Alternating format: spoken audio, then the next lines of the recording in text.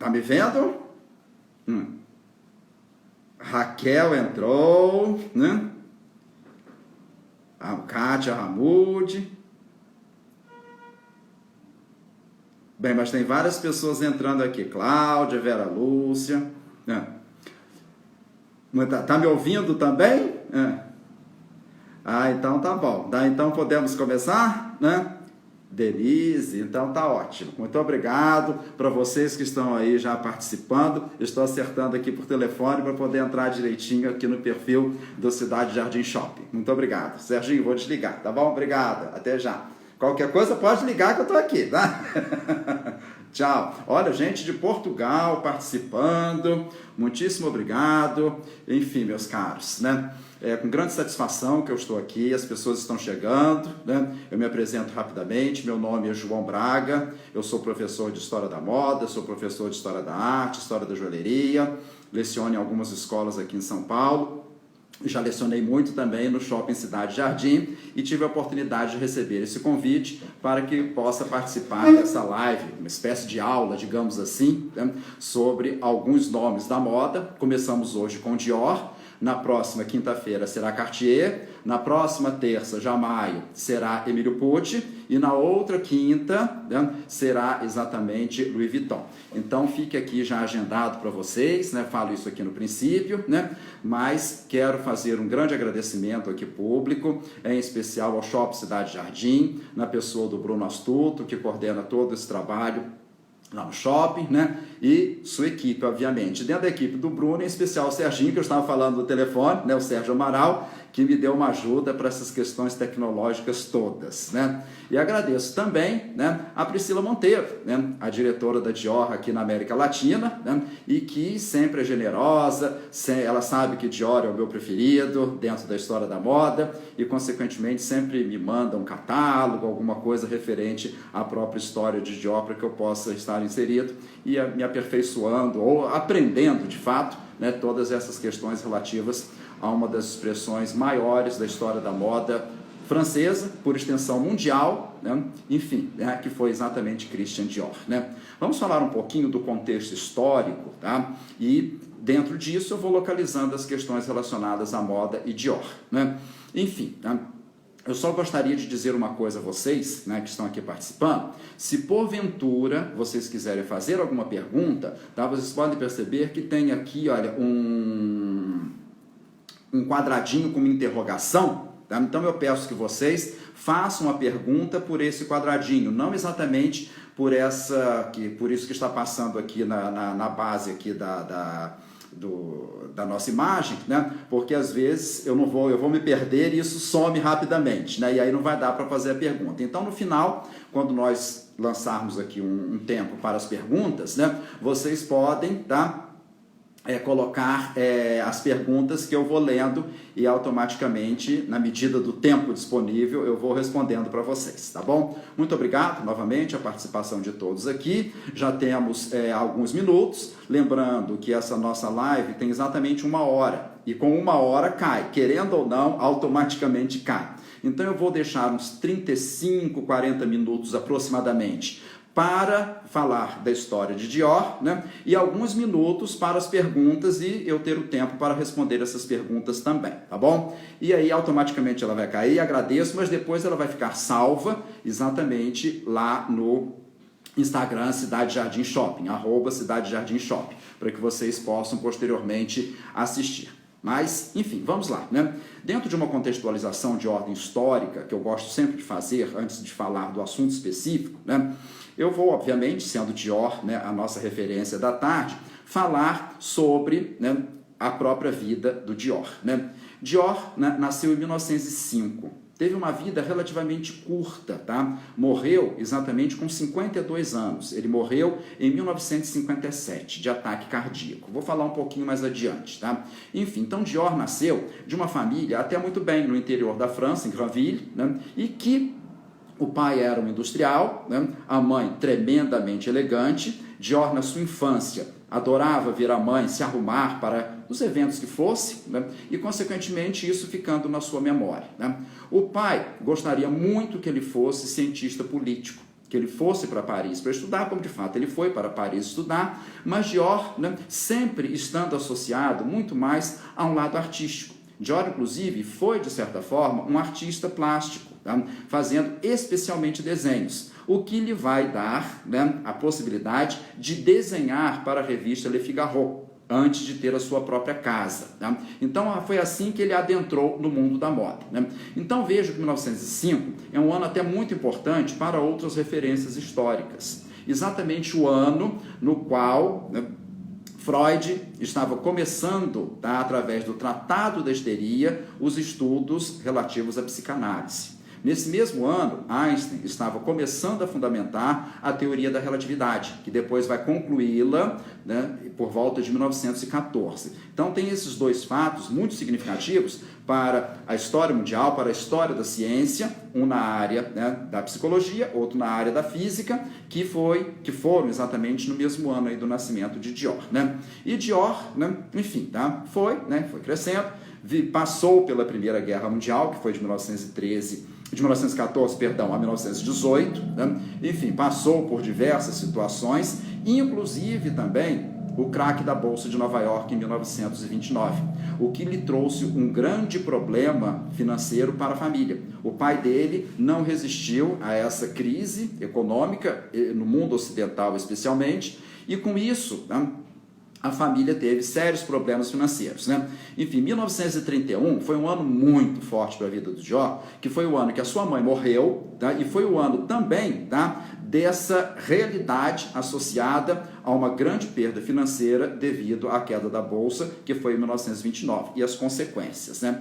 Enfim, Dior precisou ir para Paris, foi estudar, foi trabalhar, conseguiu emprego numa galeria de arte, né? Desenhava, né? Com os seus desenhos, ele chegou até a fazer, como eu disse agora há pouco, né, ilustrações para a revista Le Figaro. Tá? Enfim, tá? E dessa maneira, tá, ele vai se enveredando pelo mundo da moda. Né? E assim, ele trabalhou, né, a primeira função dele, além de ilustrador para o Le Figaro, Dior, ele também começou a trabalhar como modelista de Robert Piguet, um grande nome da moda francesa, né, em tempos pretéritos. Né? Aí veio a Segunda Guerra Mundial. Né? Enfim, Dior teve que voltar para o interior, aquela circunstância de Paris e inúmeras outras cidades da França sob a ocupação nazista, enfim, um problema que todos nós conhecemos aí de ordem histórica. Né?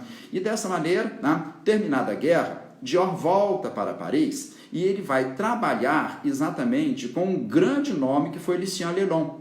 Lelon, um grande nome da moda, que já vinha se fazendo aí há um tempo na história da moda, muito criativo, tá? Casado com uma mulher muito bonita, que era uma princesa russa, inclusive, tá? Enfim, e que dava grandes contribuições. Mas a imensa contribuição de Monsieur Lelon para a história da moda foi exatamente ele ser o PDG, o Président Directeur Général da Câmara Sindical da Costura Parisiense, ou seja, La Chambre Syndicale de la Couture Parisienne, que foi fundada em 1910, que vai legitimar a alta costura, que havia sido fundamentada por Worth em meados do século XIX. Tá? Muito bem, então a Câmara já estava desde 1910 com um determinado presidente, e neste período de Paris sob ocupação, Lelon que era o presidente. Né? Nisso, né, o que acontece? Né? Durante esses anos de guerra, Lelon tem uma ideia genial, que é criar as regras da alta costura, porque essas regras não existiam. Enfim, bastasse que você fizesse alguma roupa, né, dentro de um padrão estético relacionado a uma realidade francesa, com um requinte, com uma sofisticação bem feita, com domínio técnico, né, que você pertenceria à alta costura. Tá? Muito bem, tá? Só que durante o período da ocupação, Hitler quis levar, né, a sede da Câmara Sindical para Berlim. Então, Lelon, junto com os outros membros da Chambre Syndicale, né, fizeram as regras e, né, fizeram uma patente para que isso não acontecesse. Ou seja, legitimando que a alta costura era e ainda o é um patrimônio cultural, mais do que francês, um patrimônio cultural parisiense, porque a alta costura só existe em Paris, né? Isso ainda hoje. Então essas regras vieram, ela não conseguiu ser transferida para Berlim, a Câmara Sindical, e com isso, né, Lelon legitima isso como uma referência cultural parisiense, mais do que francesa, especificamente parisiense, tá? Enfim, e Dior, né, logo depois do fim da guerra, ele adentra como modelista da casa Lelon, né, e assim o foi, né? Porém, né, o que aconteceu? Havia um senhor, né, chamado Marcel Boussac, um grande nome, um grande industrial têxtil francês, né, que já havia feito muito dinheiro, em especial durante os anos de Primeira Guerra, sendo ainda um industrial têxtil, porque os aviões antes da Primeira Guerra Mundial, eles eram de madeira e eles eram forrados com tecido. Durante a Primeira Guerra, os norte-americanos vão inventar o avião em metal e sobrou muito desse tecido chamado toile d'avion, ou seja, tela de avião, né? Marcel Boussac compra essa quantidade toda de tecido e vai fazer pijama, vai fazer capa de chuva, ele vai fazer produtos não tão fashion, não tão com uma linguagem de moda, mas vai fazer muito dinheiro com isso, né? E ele era um visionário, não há dúvida alguma. É esse mesmo Marcel Boussac que nos anos 50 vai fazer uma parceria com Caio de Alcântara Machado aqui no Brasil para fazer os tecidos Matarazzo Boussac, né? Na realidade ele faz com a indústria têxtil Matarazzo, tá? E que Caio de Alcântara Machado depois vai fazer a Fenite em 58, tá? Mas muito bem, tá? Então no Brasil o nome Boussac também é muito conhecido, tá? Pelo fato de ter feito uma parceria com as indústrias têxteis Matarazzo, né? E dessa forma, tá? Nós temos ali, tá, a presença de Marcel Boussac novamente, que ele resolve comprar a casa de Gaston Jean-Philippe, que eram filhos de Worth, que deram continuidade à casa Worth na morte do Worth, que foi em 1895. Né? Nisso, ele precisava, tá, para repaginar a casa Gaston Jean-Philippe, de um novo nome, para que criasse, tá, todo o processo aí de novas roupas e atualizar aos tempos, né? E convidou Dior, reconhecendo o talento de Dior, não só como modelista, mas como criador também, uma vez que Dior passava, né, passou grande parte da sua vida, né, e ele costumava desenhar muito no interior, na sua cidade natal, né? Então Dior, já tendo ilustrado Le Figaro, já tendo trabalhado para Piguet, já tendo trabalhado para Lelon, né, conhecia-se muito bem o talento dele. Então Marcel Boussac o convida, ele não aceita. Ele fala, não, se você quiser, né, criar a minha casa de costura, eu aceito, mas eu não quero trabalhar para mais um nome, né? Enfim, e aí isso foi exatamente em dezembro de 1946, e Dior, confiante no trabalho dele, sabendo que coisa boa viria, ele aceita a proposta e cria exatamente a Maison Christian Dior. Ou seja, já para a alta costura, porque para a alta costura dá-se o nome de Maison. Para as marcas de prêt-à-porter, né? Ou seja, para a produção em série, normalmente dá-se o nome de grife, né? E a loja é a boutique, diferentemente da casa de costura, que é o ateliê, né? Enfim, mas a casa Dior tem tanto o setor de alta costura, Maison, quanto o setor do prêt-à-porter, que é a grife, né? Ainda hoje, né?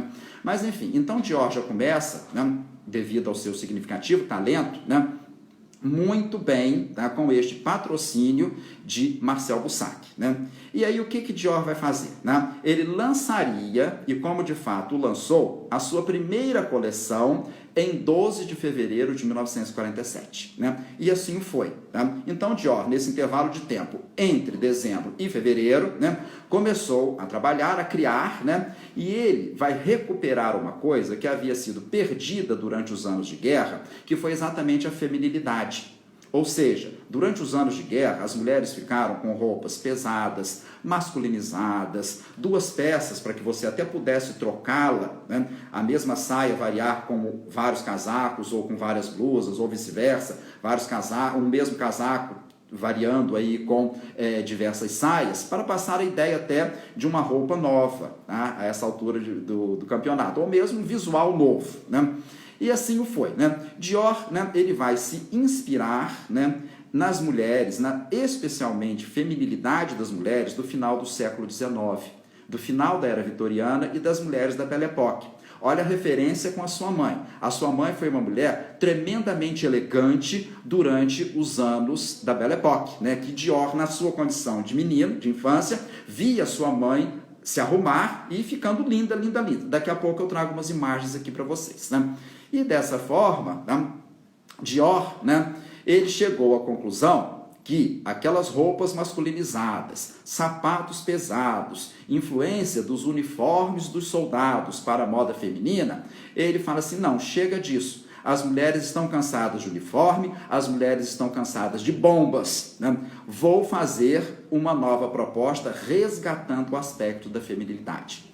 Enfim, ele se inspira nessas mulheres do final do século XIX, né, e vai trazer à tona alguma coisa, tá, dentro disso que nós chamamos na moda de releitura, né, de trazer uma referência e atualizar aos tempos. Então, Dior vai voltar a marcar a cintura das mulheres, as saias rodadas, tá, com metros e metros e metros de tecido, godê guarda-chuva, já que durante os anos de guerra as roupas eram muito esmirradas, né, e, consequentemente, né, ele vai, né, chamar essa sua coleção, que ele apresentaria em 12 de fevereiro de 1947, de linha Corolla ou linha 8. Por que ele dá esse nome? Tá? Exatamente pelos apelidos, digamos assim, das mulheres durante o período da Belle Époque. As mulheres tinham a cintura tão marcada, que o padrão de beleza era ter aproximadamente 40 centímetros de circunferência da sua cintura. Lógico, nem todas tinham, isso é uma realidade, mas era um padrão a ser alcançado, né? E essas mulheres eram chamadas de mulheres corolla, frágeis como a corola de uma flor, que um cavaleiro é capaz de segurá-la por uma única mão pela própria cintura, de tão delicadas, né, que elas eram, tá? Com a cintura bem estrangulada, né, que foi o período máximo de estrangulamento em toda a história da moda, né? Enfim, muito bem, né? E com isso, ele também chamou de linha 8.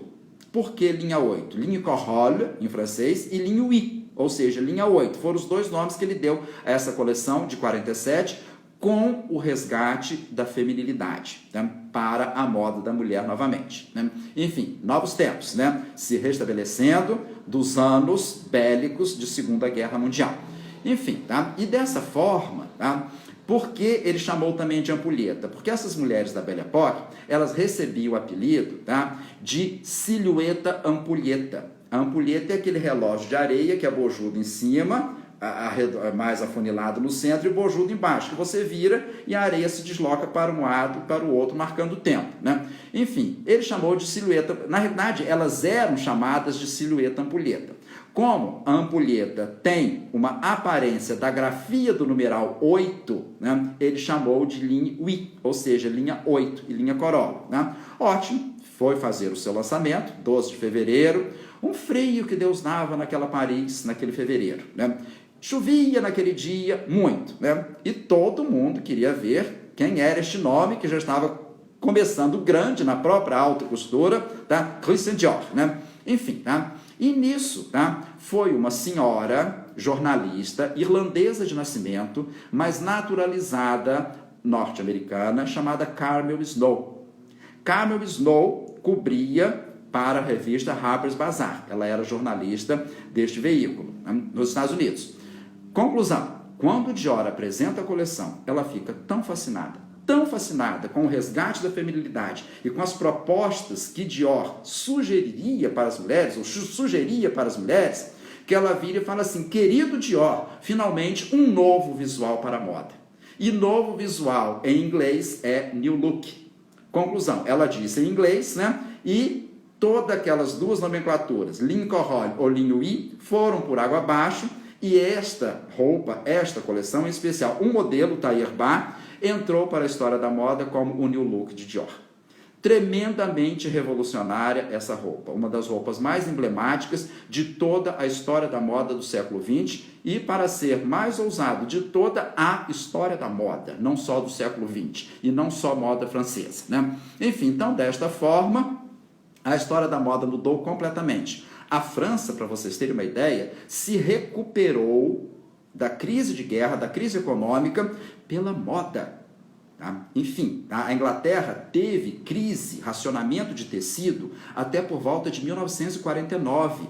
A França, que adotou a moda como uma referência para trazer a cliente de volta para a França, principalmente a norte-americana, né, se deu muito bem na sua recuperação econômica, muito anterior à própria recuperação econômica da Inglaterra, né, e foi pelo viés da moda, né, a sua época, né, isso aí na segunda metade dos anos 1940, tá? Muito bem, tá? Eu vou agora mostrar algumas imagens, tá? Vou acrescentar algumas imagens aqui, eu vou ficar no cantinho superior direito, pequenininho, e as imagens vão aparecer para que possa ser ilustrado isso tudo que eu estou falando com vocês. Vou torcer para que eu não erre aqui, tá? Mas muito bem, tá? Enfim, as imagens precisam entrar, estão entrando aqui, né?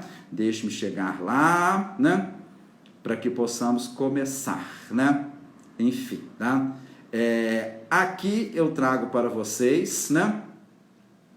Estão vendo direitinho a imagem? Tá dando para ver? Tudo certo? Dei aí um sinalzinho, né? Se tá ok, né? Enfim, tá? Então vejam, tá? Que esta foto aqui, tá? Eu não pertenço à família de Dior, tá? Eu fiquei exatamente em cima de um dos irmãos de Dior, né? Mas enfim, né? Esse que está acima da sua mãe, circundado aí com uma bolinha branca, né? É exatamente o Christian Dior. Essa foto, né? Aí no princípio dos anos 1910, no interior da França, em Granville, onde Dior nasceu, tá? Então vejam que aí, tá? O menino, né? Todo arrumado, todo elegante, dentro dos padrões da própria época, né? Enfim, uma outra imagem que eu trago aqui é exatamente essa imagem de Dior, né? Como modelista de Robert Piguet. Dior é esse que está de pé e Piguet, né, com quem muito aprendeu, tá? Ele fazia modelagem, né? Porque Dior não só era criativo, como tinha domínio técnico também, tá? Então, assim, antes até da insurreição da Segunda Guerra Mundial, que vai de 39 a 45, Dior trabalhou chez Piguet, tá? Que é este que está aqui sentado, né? Enfim, teve a guerra, Dior volta para o interior, aquela questão toda, e quando ele volta, pós término da Segunda Guerra, ele vai trabalhar com Lelon. Vejam, Dior está de pé e Lelon, Monsieur Lelon, é esse que está sentado fazendo experimento em roupas nas suas clientes. Enfim, então aí um ateliê de costura, como nós vemos, né? E Dior, né, acompanhando na sua condição de modelista também para Lelon, tá? Enfim, tá? E alguém está falando para deixar a live salva. Essa live vai ficar salva sim lá no Instagram do Cidade Jardim, tá? @Cidade Jardim Shopping, né? Podem ficar tranquilos que ela vai ficar salva sim, tá? E com isso, tá? Vejam que Dior completamente enveredado no mundo da moda, né? Dior aqui como ilustrador, vários desenhos, desenhava muito bem mesmo, não resta a menor dúvida, demonstrou um significativo talento nessa questão toda, né? Enfim, tá? E aí, né, aquilo que eu havia dito, quando Marcel Boussac lhe propõe, tá, para repaginar a casa de Gaston Jean-Philippe, ele não aceita, mas propõe que fizesse a sua própria casa de costura. Ótimo, né? E assim o foi. Isso dezembro de 1946, né? Mas normalmente comemora-se, tá, a data da casa Dior exatamente em 1947, quando do seu primeiro desfile. Tanto que agora, em 2017, né, foi comemorado 70 anos da Maison Dior.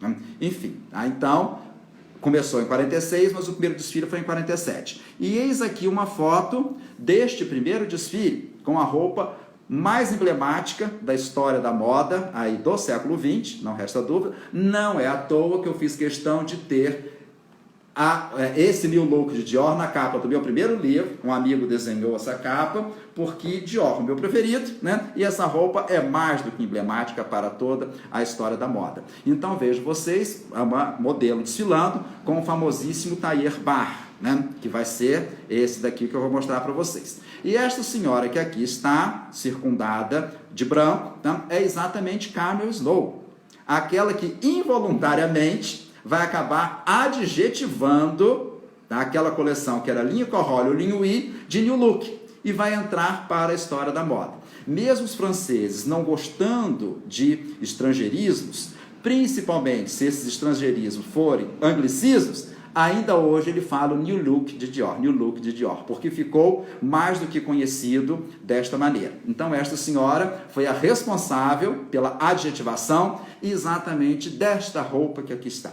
Essa daqui é uma foto das mais emblemáticas, é exatamente a foto na qual eu passei para um ilustrador fazer a capa do meu livro, porque eu gosto muito, de paixão, não só do Dior, mas dessa imagem, né? E vejam, tá? Que ele resgata a feminilidade com as saias rodadas, cintura marcada, essa basque no paletó, olha, acentuando os quadris, né? Ombros delineados, né? Salto alto, bico fino, a mulher toda feminina, né? Que vai ser o novo padrão. E quando o Dior lança isso em 47, né? Vai ser todo o padrão estético que vai perdurar como identidade de moda para a década de 1950. Então, Dior foi um visionário, um influenciador, eu não sei qual seria o adjetivo melhor para poder qualificá-lo pelo que fez, pelo seu senso estético, pelo seu senso criativo, pelo seu domínio técnico e assim por diante. Então, isso daqui foi referência para o mundo, não só para a França, tá? Pelo menos o mundo ocidental, outros países europeus, né? Estados Unidos, Brasil, Argentina, todo canto, México, todo lugar, né? Era esse o padrão da moda feminina a partir de 47 e especialmente difundido a partir exatamente, né, da década de 1950. Para vocês terem uma ideia, Dior, quando lança, tá, isso que foi assim adjetivado de New Look, né, por Carmel Snow, quando lança essa coleção, não foi uma única roupa, foi uma coleção. Essa tornou-se a mais emblemática, não resta dúvida, né? Hoje, peça de museu, né? Enfim, Dior, né, passa a ser responsável nos anos 1950, tá, por aproximadamente 50% das exportações no setor de moda de toda a França. Olha que imensa responsabilidade. Inclusive, foi Dior, né? Ele vendia, inclusive, tá, a modelagem das suas roupas para, especialmente, os magazines norte-americanos. Ele sabia que seria copiado. Então, vou vender a modelagem que vão copiar com qualidade, né? Enfim, então, isso era comum, tá? E Dior, inclusive, foi o primeiro a fazer licenças, né, com o seu nome para meias, para serem especialmente vendidas, meias finas, né? Especialmente vendidas para os Estados Unidos, né? Enfim, foi um visionário, não resta a menor dúvida, como eu já falei e repito aqui algumas vezes, né? Enfim, Dior fez tanto sucesso, mas fez tanto sucesso, tá, que acabou sendo, né, um pouco antes da sua morte, em 1957, capa da revista Time, esse grande semanário norte-americano, né? E foi a primeira capa com uma pessoa de moda, tá? Ou seja, nunca a Time tinha colocado na capa alguém que fosse da área de moda. Então, Dior ainda tem este mérito de ser o primeiro a sair na Time, né? Ele com uma tesoura simbolizando a área de costura, enfim, né? E consequentemente, né, tem aí essa grande realidade, né? Mas voltando um pouquinho no tempo, né? Dior, na realidade, ele começa a sua carreira, tá, na moda com 42 anos. Né? Já começou até um pouco tarde, né? Comparado, não que fosse tarde para ele, cada um tem o seu próprio tempo, lógico, mas comparado a hoje em dia. Né? Ou seja, hoje em dia, normalmente são os jovens que são os definidores do novo gosto, do novo comportamento, né? Em outras épocas, eram as pessoas adultas, né? Como foi o caso de Dior. Então, ele começa a carreira com 42 anos e vai morrer aos 52 anos de idade. Então, ele teve 10 anos de reconhecimento do seu trabalho, inventando e reinventando a moda. Vai lançar diversas silhuetas, vai lançar diversas linhas, linha H, linha A, enfim, né? A linha A também chamada de linha Tour Eiffel, né? Ou seja, que vem mais justa e abre em trapézio da cintura para baixo.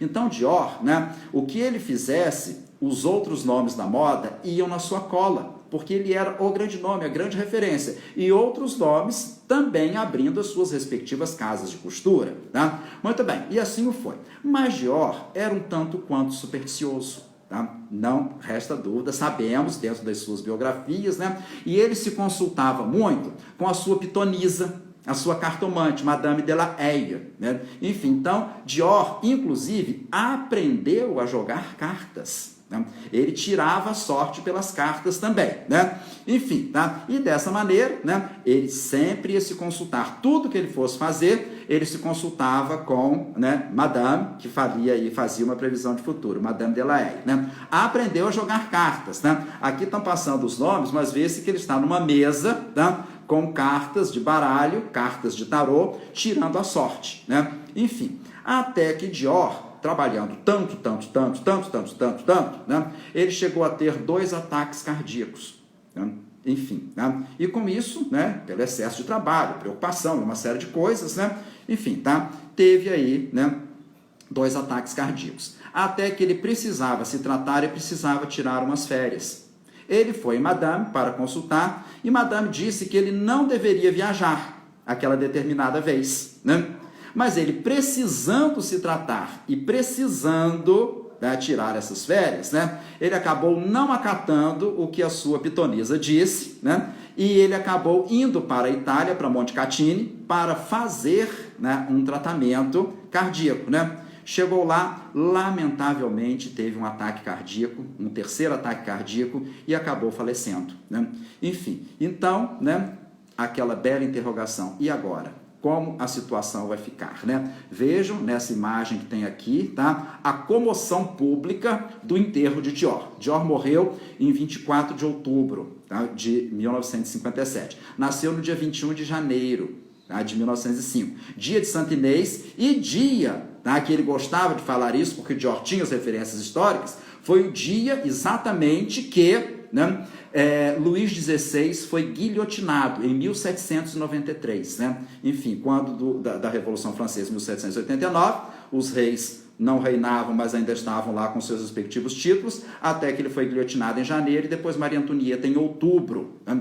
Enfim, exatamente o ano que ele nasceu, janeiro, e no dia do guilhotinamento de Luís XVI, e ele morreu em outubro, né? Maria Antonieta tinha sido guilhotinada em 17 de outubro e ele morreu no dia 24 de outubro, né? Obviamente 1957, né? E aí, aqui em Paris, né, o enterro de Dior, o féretro, né? E comoção, tá? Eu fico até sensibilizado com isso, de tão, enfim, emocionante que é relativo, tá, a essa homenagem que fizeram a Dior, né?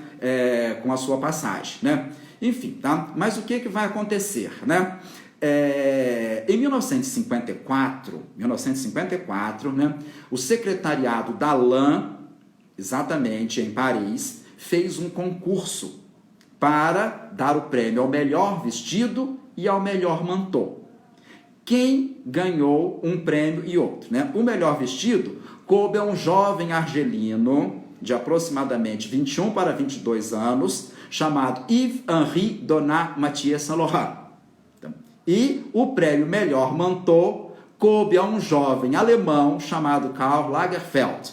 Então veja que 54 foi um ano muito emblemático, né? E Dior, né, reconhecendo o talento de Saint Laurent, o convida para trabalhar, né, chez lui, ou seja, na própria Maison Dior, né? E com isso ele vai trabalhar na casa Dior, né? Trabalhou com o mestre durante um tempo até que ele morre, exatamente em 1957, e todo o setor financeiro, administrativo, toda a casa Dior se reúne para ver quem vai substituí-lo, tá? E quem é escolhido? Exatamente Yves Saint Laurent, tá? Este jovem que aí está, e a primeira coleção de responsabilidade de Saint Laurent para a casa Dior na alta costura foi exatamente a criação da linha trapézio, né? Que foi um sucesso, né? Absurdo, né? Saint Laurent, jovem aí, essa pessoa que está aqui, a minha imagem ficou na frente dela, é Raymond Zenacker, que era o braço direito e administrativo e financeiro da casa Dior, né? Ajudando aí a Saint Laurent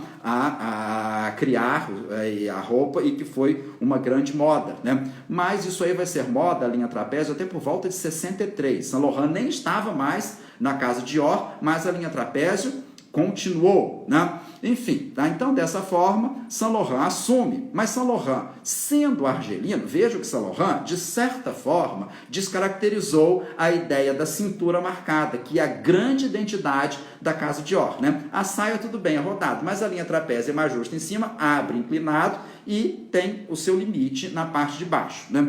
Enfim, então, dessa maneira, nós temos isso daí, né? Mas o talento, né, e o reconhecimento, Saint Laurent ficou praticamente, né, exprimido no balcão da casa Dior e Avenue Montaigne, com a imprensa toda na rua, exatamente naquele lugar onde, né, eu mostrei agora há pouco do enterro, né, saudando esse novo nome, tamanho o sucesso desta linha coleção verão de 1958 para Dior, né? Uma roupa primaveril, alegre, uma roupa mais solta, um novo tempo de fato, tá? E aí Saint Laurent, sendo argelino, estourou uma guerra na Argélia e ele é convocado para a guerra, né? Nisso ele vai precisar ir para a guerra, né? Só que, tá? Qual era? Eu falei Saint Laurent, mas na realidade havia dois nomes. Saint Laurent era responsável para a criação dessas roupas da casa Dior para a Europa. E Marc Bohan, um outro assistente de Dior, era responsável pela criação das roupas para atender o mercado norte-americano. Com a saída de Saint Laurent para a guerra, né, Marc Bohan assume toda a coleção. Então, Saint Laurent ficou de 57 até por volta de 1960. Quando ele volta, ele não volta para a Dior, ele abre negócio próprio, né, com Pierre Berger, e com isso, tá, a história vai sendo construída. E Marc Bohan assumiu toda a criação, e Marc Bohan ficou de 29 para 30 anos desenhando Dior, né, até 1989, quando entra Gianfranco Ferrer, tá? Então aqui eu trago uma criação de Marc Bohan. Vejam que a identidade Dior não é perdida. Feminilidade, cintura marcada, saia rodada, né? Tecidos vaporosos, leves, rendas, né? Enfim, né? E com isso, né? Ele vai mantendo essa identidade, né? E com isso, aqui um trabalho de Marc Bohan, essa roupa de 1962, como eu marquei ali, né? Aí vem Gianfranco Ferrer, que não perde essas características, aqui um desfile da alta costura, lembrando que Dior tem tanto alta costura quanto prêt-à-porter, tá? Então, Gianfranco Ferrer, esse italiano, fica de 89 até 96, 97, quando entra exatamente John Galliano. John Galliano, né, natural de Gibraltar, que geograficamente na Espanha, mas é um potentado inglês, na entrada ali do Mar Mediterrâneo, na divisa do Oceano Atlântico, para entrar no Mar Mediterrâneo, né? Mas a família mudou-se para a Inglaterra quando ele era jovem, e ele também tem uma formação, não só uma referência cultural hispânica, como uma referência também inglesa, né? Mas mantém a sua identidade, né? Vejam que Galliano, ele traz um novo alento para a casa Dior, né? Atualizando-se aos tempos, atualizando a casa Dior aos tempos. Imagine, tá? Eu gosto muito de uma palavra sinônima para moda, a palavra Zeitgeist, que é o ar do tempo, o espírito de uma época. Não perde as referências de sua identidade. Cintura marcada, né? Saia mais volumosa, né? Enfim, ombros delineados, nesse caso aqui, tá? Os ombros todos até de fora, né? Enfim, mas Dior, inclusive, tem um determinado momento que ele vai lançar o decote, né? Diamante, né? Mais ou menos aquele formato decote brilhante, né? Que tem quase que o formato do talho, da estilização do talho brilhante, seja para qualquer pedra, mas em especial para o diamante, né? Enfim, até que Galliano fica na casa Dior, né? Até 2012, né? E em 2012, de 2012 a 2016, né? Entra o belga Raf Simons para criar para a casa Dior. Nem é formado em moda, em design, mas tem um talento a toda prova. Porém, atualizando-se aos tempos, veja um novo padrão de beleza da modelo, né? Um novo tipo de blusa, mas mantendo a identidade, cintura marcada, saia rodada e assim por diante, né? Conclusão, tá? A identidade é mantida, né? Até que em 2016 ele sai e entra Maria Grazia Chiuri, a primeira mulher a desenhar para a casa Dior. Ou seja, né, foram 7 nomes até hoje, o próprio Dior, Saint Laurent, Marc Bohan, Gianfranco Ferrer, né? Eu acho que travou.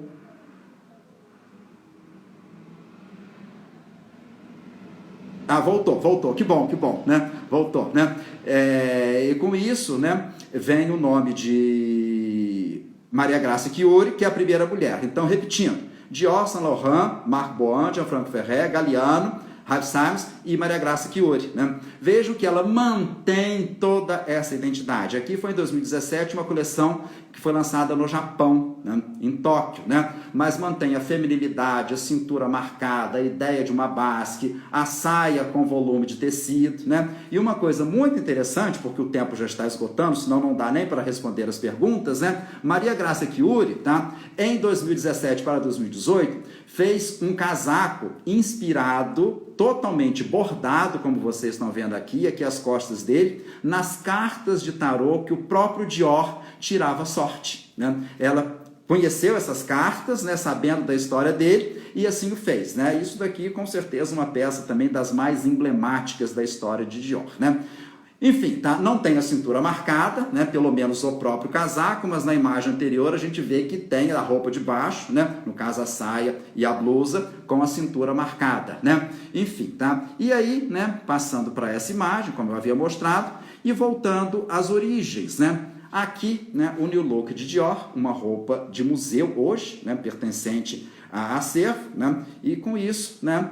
A grande referência para a história da moda. E em 2017, tá, comemorando os 70 anos da Maison Dior, houve uma grande exposição, tá, de todo o trabalho de Dior, né, com todos os 7 nomes que criaram, de Monsieur até Maria Grazia Chiuri, né, Monsieur Dior, bien sûr, né, e essa grande exposição no Museu de Moda do Louvre, no Musée des Arts Décoratifs et Textiles, né? E essa exposição posteriormente foi para Londres, também com sucesso, filas e filas intermináveis e precisando comprar ingresso antecipado para que pudesse visitar essa exposição. Trago essas duas imagens, né, relativas à exposição que houve em Paris, né? Mas uma coisa muito interessante, né, é o setor do perfume, tá? Para você pertencer à alta costura, você tem que ter um perfume. Dior lançou diversos perfumes ao longo da sua carreira, mesmo ele, Dior, né? E outros perfumes foram lançados. Mas tem um que eu gosto muito, que foi lançado, né, em 1999, que foi exatamente o J'adore, que eu trago nessa imagem aqui da campanha publicitária, tá? Vejam como que inteligência dessa campanha publicitária, né? Jean Cocteau, esse grande artista surrealista, ele era muito amigo de Dior, né? E Jean Cocteau, em um determinado momento, dentro da sua poética surrealista, disse que Dior, né, era a junção de Dieu plus or, ou seja, Deus mais ouro. Dieu plus or igual a Dior, né? E com isso, né, o ouro sendo usado nessa campanha e o nome J'adore. Levaram quase 2 anos para chegar à conclusão de que nome dariam a este perfume, que é um dos perfumes mais vendidos em toda a história da perfumaria e, por extensão, da própria história da moda, né? J'adore rima com Dior. Em francês, quando você gosta muito, tá? Quando você gosta, na realidade, você fala j'aime, que se eu vou traduzir ao pé da letra é eu amo, né? Mas seria eu gosto. E quando você gosta muito, que aí a gente em português diz eu amo, né? Em francês diz j'adore, ou seja, gostar muito. E o nome J'adore rima com Dior. Então, tudo dentro desta ambiência dourada, né? Um frasco, tá? O pescoço da mulher dando a ideia do alongamento do próprio frasco, lembrando até aqueles aros das mulheres girafas, né? Enfim, tá? E tem toda essa campanha e inúmeros outros modelos, inúmeras outras campanhas sempre presentes e com o dourado presente. Então, o dourado, muito vinculado a Dior gostava muito, inclusive, tem uma referência do passado. Dior sempre bebeu na fonte do passado, né? O prateado normalmente dá uma ideia de futuro, mas o dourado dá uma ideia de passado, tá? E assim, nós temos essa realidade aqui da Dior. Deixei para falar do perfume por último, né? Porque é o perfume que dá o grande dinheiro para o sustento, tá, das próprias casas de moda, é o setor perfumista, né? Enfim, tá? E J'adore, entre inúmeros outros perfumes da casa Dior, é um dos mais emblemáticos de toda a história da perfumaria, né? E para que eu conclua esse bate-papo, para que eu possa ver aqui que já chegaram algumas perguntas, né? Eu trago aqui um vestido de noiva, tá? De Dior, de 1956, né? De Dior mesmo, do próprio Christian Dior, né? Não é regra, mas é tradição que todo desfile de alta costura termine com um vestido de noiva. E esses vestidos de noiva, tá, são muito emblemáticos, né, Porque é o vestido, tá, de sonho de toda mulher. Normalmente é o vestido mais caro, tá, de todo guarda-roupa feminino, realiza um sonho e para ser usado uma vez. Então, é a tradição das casas de alta costura terminar o desfile de alta costura, prêt-à-porter não, com, tá, um emblemático vestido de noiva. Então, aqui eu encerro, tá, esse nosso bate-papo aqui, tá, relativo a essa explanação da Casa Dior, né? E eu vou ver agora, tá, algumas perguntas aqui que tenham chegado, tá bom? Deixa-me colocar aqui a diferença, agora deixar o vestidinho de noiva lá, né? E ver aqui algumas perguntas. Vamos ver se chegou, né? Aqui uma pergunta de Yasmin, né? No pós-guerra, Dior, né? A pergunta... No pós-guerra, Dior enalteceu a feminilidade. No pós-Covid, o que acha que as marcas devem apostar, né? Bem, eu lido muito mais com história, muito mais com passado, tá? Mas, né, a busca de uma identidade, o storytelling das marcas vai ser importantíssimo para passar a ideia de tradição, que é uma das premissas que caracteriza o universo do luxo, né? O trabalho artesanal, que é característico, sim, tá, das casas de alta costura, porque a alta costura tem que ser feita pelo menos 80% à mão, né? Enfim, então eu acredito que esses valores contemporaneizados, como as marcas já utilizam, estejam mais presentes de fato nessa realidade da criação contemporânea, né? Enfim, né? Aqui a própria Yasmin fez uma pergunta que eu acho que eu já até respondi. Qual a característica mais marcante do trabalho de Dior, na sua opinião? Né? Muito obrigado pelos beijos, Yasmin. Né? Sem dúvida, é cintura marcada, saia rodada, ombros delineados, né? E a feminilidade. Isso é grande característica, sim, da estética de Dior como um todo, né? Enfim, tá? Não sei se as pessoas estão mandando outras perguntas, né? Mas deixe-me ver mais alguma aqui, né? Enfim, tem essa pergunta, por que criou-se essa tradição de finalizar os desfiles de alta costura com vestido de noiva, né? Eu acho que eu até já respondi, mas não custa responder novamente. Por ser o vestido que realiza um sonho, por ser o vestido mais desejado, pelo menos da grande maioria de todas as mulheres, né? Por ser um vestido que legitima um rito de passagem e a constituição de uma nova família pelo casamento. Portanto, tá, é um vestido dos mais desejados, né? E curiosamente, normalmente muito caro, né? E para ser usado uma única vez, como eu costumo dizer. E acaba sendo uma verdade, né? Então, estabeleceu-se, tá, que terminaria os vestidos de alta costura, que a alta costura, né, é a realidade para poucas e o sonho para muitas, no que diz respeito ao consumo, tá? E com isso, né, criou-se essa ideia, né, de terminar o desfile de uma alta costura com um vestido de noiva, né? Enfim, deixa-me ver, né? Aqui, acho que não é uma pergunta. Obrigado por passar conhecimento. Muito obrigado, Silvinha, né? Muito obrigado, né? O carinho aí da sua parte, né? Espero que tenha aí contribuído para a difusão da importância de Christian Dior para a história da moda francesa, para a história da moda mundial, né? Vamos ver se tem mais algumas perguntas aqui, né? O temperamento, o humor de Dior era uma pessoa acessível, amável? Sim, tá? O Dior chegava, inclusive, tá, no próprio ateliê, ele sentava e almoçava com as suas funcionárias, costureiras, né, bordadeiras, né, com outras pessoas da área administrativa. Ele era muito acessível sim, tá? E muito sensível, tá? Era uma pessoa muito amável, não resta a menor dúvida, né? Então ele, inclusive, tinha essa relação de proximidade com os seus próprios funcionários, né? Com Raimundo Zenaquer, então, em especial, que ele era o braço direito, né? Muito bem, vamos ver outra pergunta antes que termine aqui o nosso tempo, né? Matheus Placo, que foi meu aluno, né? Enfim, lá na FAAP, você acha que o feminismo abordado hoje na Casa Dior, né, acrescenta ou perde a identidade, né? Matheus, né, eu creio que não, porque é uma realidade durar dos tempos, né? Curioso que Dior, um homem, faz a feminilidade, fica grande identidade, né? E Maria Grácia Chiuri, uma mulher que é feminista, prega as premissas do feminismo. Mas, em compensação, né, o fato de você ser feminista não significa que você não possa ser feminina. Tá? E, consequentemente, ela tem essa feminilidade, mas com a postura atualizada, não só a sua referência, como a esta referência de atualização aos tempos, né? Onde as coisas precisam ser incluídas em todos os processos, né? E no caso, eu acho que não é problema algum Maria Graça Chiuri ser uma feminista, tá? E trazer muitas vezes essas premissas e também, né, não perder a identidade da feminilidade, porque é a identidade da Casa Dior, né? Para manter aí a referência, né? Enfim, tá? Vamos ver aqui se tem mais alguma pergunta. Eu não sei se vai dar para responder todas, porque o tempo está expirando e essa live precisa ser gravada, né? Enfim, tá? Fui sua aluna em 2000 na Em Morumbi, moro em Paris há 11 anos. Estou emocionada com a sua live. Muito obrigado, Carol. Muito obrigado, né? Carinho da sua parte, né? Tá tudo em ordem em Paris, né? Que bom, né? Fique bem, né? Vamos ver outra pergunta aqui, né? Deixa eu ver.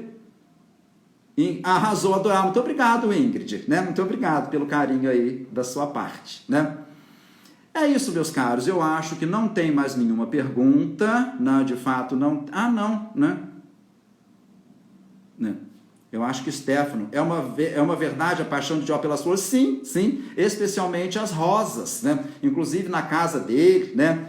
Onde hoje é o Museu Dior, tem um plantio de rosas, né? Enfim, tá? É a delicadeza da flor, é a delicadeza das mulheres da Belle Époque, que eram chamadas, né, mulheres Corolla, tá? E consequentemente, né, tem essa associação, sim, tá? Não resta dúvida, né?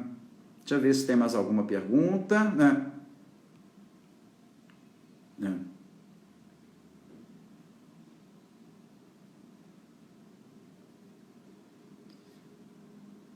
Qual o estilista da Dior hoje em dia? É Maria Graça Chiuri, é uma italiana, né, que desenha a casa Dior desde 2016, né, e que cumpre muito bem a sua função, né.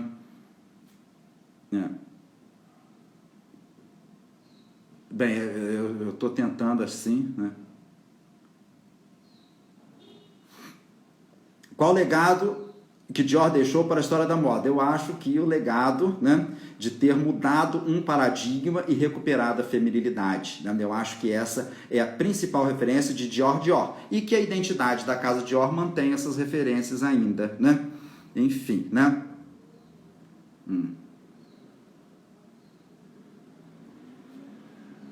A saia rodada são várias saias? Sim, sim, tem várias anáguas por baixo, normalmente anáguas de tule, que faz o volume e fica leve, né?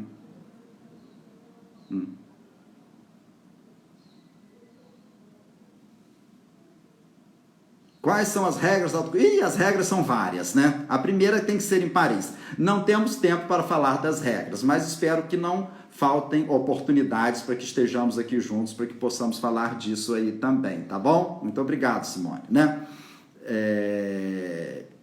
Nossa, mãe, tem...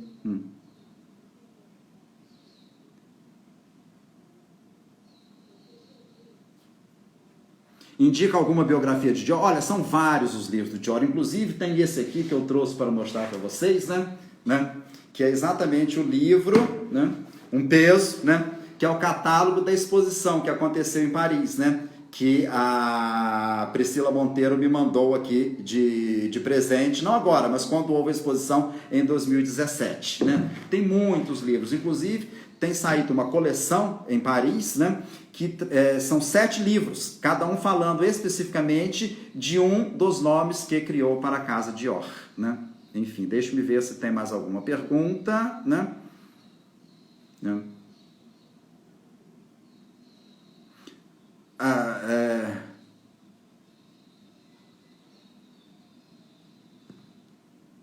Qual o nome do livro que você mostrou agora há pouco, né? Bem, esse livro é um livro didático meu, né? História da Moda, uma narrativa, que eu fiz questão de colocar um desenho de Dior aqui na capa, né? Mas é um livro didático de moda, né? Enfim, tá? Eu tô com medo, tá? De correr do tempo aqui, né? Relativo a... Deixa-me ver como que chegou. Você acha que a coisa de tradição de marcas é valorizada pelo público brasileiro nas marcas nacionais, né? Eu acredito que sim, tá? Existem identidades das casas brasileiras de moda, né? Não de alta costura, mas fazendo, seja com técnica, seja com identidade, como se fosse alta costura, mas aqui nós não temos, porque a alta costura é uma marca registrada, um patrimônio cultural francês, né? Mas nós temos, assim, diversas tradições, né? Especialmente dos nossos trabalhos aqui de artesanato, né? E que são muito marcantes aí na própria moda nacional, né? Deixa eu ver se tem mais alguma coisa, né? Ou chegou uma outra aqui. Quais outras características da alta costura? Enfim, o feito à mão, né? Ter o perfume. Repito, fica lançada a sorte de fazermos uma live sobre as características da alta costura, tá? Porque agora em 2, 3 minutos que eu estou correndo, porque senão a live não pode ser salva, né? Não vou ter como falar, né? Eu acho que, pelo menos, não sei se chegou mais, né? Aqui outras características da alta costura, enfim, né? Nossa, tem...